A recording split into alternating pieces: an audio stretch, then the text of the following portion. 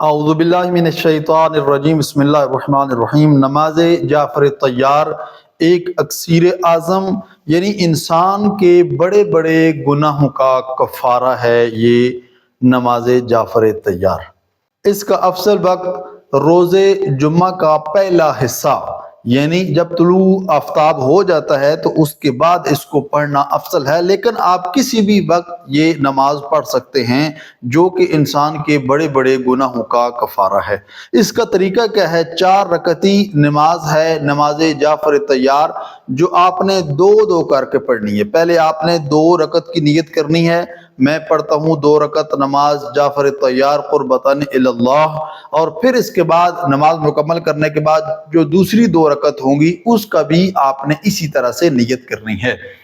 آپ نے 4 رکعتی نماز یہ پڑھنی ہے اس طریقے سے کہ پہلی رکعت میں سورہ الحمد کے بعد آپ نے 1 مرتبہ سورہ زلزال پڑھنی ہے، اذا زلزلت الارض زلزالہا، چھوٹی سی سورہ ہے، آپ قرآن مجید سے دیکھ کر بھی پڑھ سکتے ہیں۔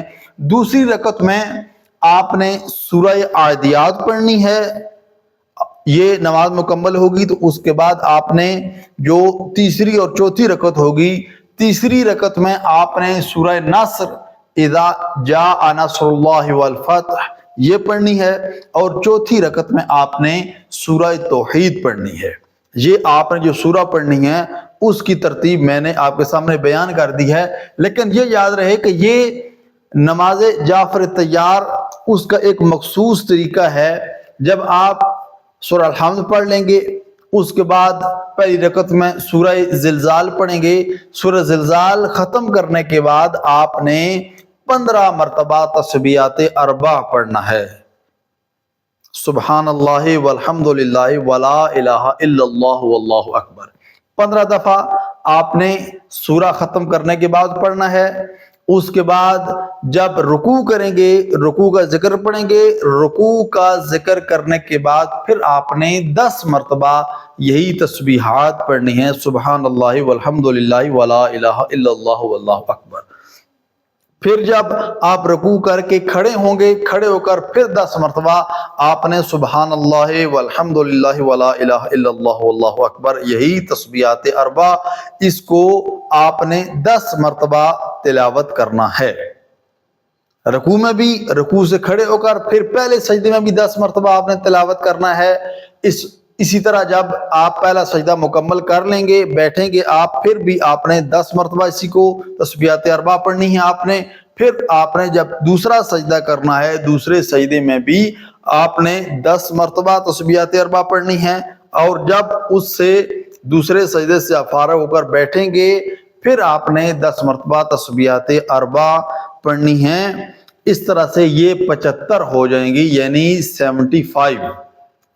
15 مرتبہ آپ نے سورہ عادیات کے بعد پڑھنی ہے، اس کے بعد 10 مرتبہ رکوع میں 25، پھر رکوع سے کھڑے ہو کر 35، پھر پہلے سجدے میں جا کر 45، پھر پہلے سجدے سے اٹھ کر 55، پھر دوسرے سجدے میں جا کر 65، اور پھر سجدے سے جب اٹھیں گے تو پھر 10 مرتبہ پڑھیں گے تو یہ 75 بن جائے گی۔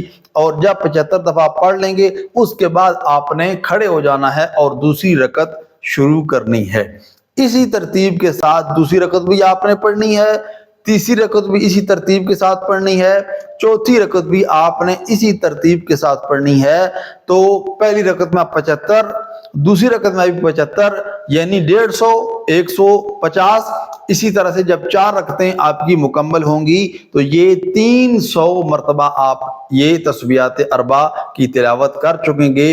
اور جب یہ نماز مکمل ہوگی تو آپ دعا کریں اور خداوند کریم اس نماز کے طفیل آپ کے انشاءاللہ صغیرہ و کبیرہ گناہوں کو معاف فرما دے گا۔ دعا ہے رحیم پروردگار کی بارگاہ میں خداوند کریم ہم سب کو احکام الہیہ کے مطابق زندگی گزارنے کی توفیق عطا فرمائے۔ والسلام علیکم ورحمۃ اللہ وبرکاتہ۔